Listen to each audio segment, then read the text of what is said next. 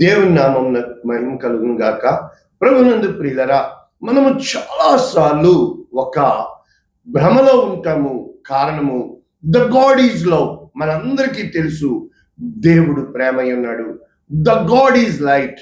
మనందరికీ తెలుసు దేవుడు వెలుగై ఉన్నాడు. God is my salvation. మనందరికీ తెలుసు దేవుడు మనందరినీ రక్షించేవాడై ఉన్నాడు. కరెక్ట్. ఒకటి ప్రేమ అయి ఉన్నాడు, 2 వెలుగై ఉన్నాడు, 3 రక్షించేవాడై ఉన్నాడు. కరెక్ట్. అయితే నెంబర్ 1 ప్రేమ అన్న వెంటనే ఒక్క పాయింట్లో మనం మర్చిపోతున్నాము. మనిషి ప్రేమతో మనం చూస్తే ఎదుటి వ్యక్తిలో తప్పులు పడతాం. ఎప్పుడైతే దేవుని ప్రేమతో మనము చూడగలిగితే దేవుని యొక్క మహిమ ఎదుటి వాళ్ళలో చూడగలుగుతున్నాము. అతని ఆత్మ నశించిపోకుండా దేవుని మహిమతో నువ్వు చూడగలుగుతున్నావా? ఇక రెండవది ద గాడ్ ఈజ్ లైట్. అంటే నీవు లోకమునకు దేవుడు వెలుగై ఉన్నప్పుడు ఆయన నీతో చెప్తున్నాడు, మీరు లోకమునకు వెలుగై ఉన్నారు. అంటే వెలుగు అయి ఉన్న మనము ఎదుటి వాళ్ళలో తప్పులు పట్టుకుంటే వాళ్ళు చీకటిలో ఉన్నారు.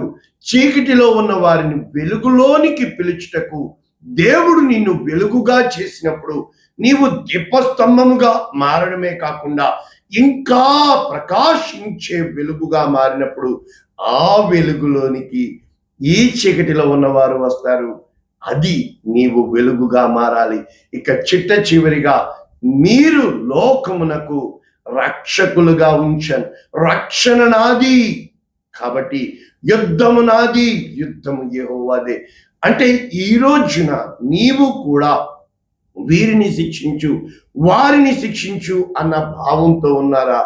అయితే దేవుడు నీలో రక్షకుడుగా ఉదయించాలి అంటే అటువంటి శిక్షకు, అటువంటి నరకానికి పాత్రులైన వారిని చెరలో నుండి విడిపించుటకు, బంధించబడిన వారిని బంధకములలో నుంచి తెచ్చుటకు, చీకటిలోనున్న వారిని వెలుగులోనికి పిలుచుటకు దేవుడు నిన్ను ఏర్పరచుకున్నప్పుడు ఈ రోజున ఆయన కనికరము కోసము నువ్వు ప్రార్థించినప్పుడు నీలో నుండి రక్షకుడు బయలు వెళ్ళి వారందరి బుద్ధులు మార్చి వారి యొక్క పాపమునకు దైవ ఉగ్రకృతకు బదులుగా దైవ సహాయము, కనికరము, దయ పుట్టించి రక్షిస్తాడు.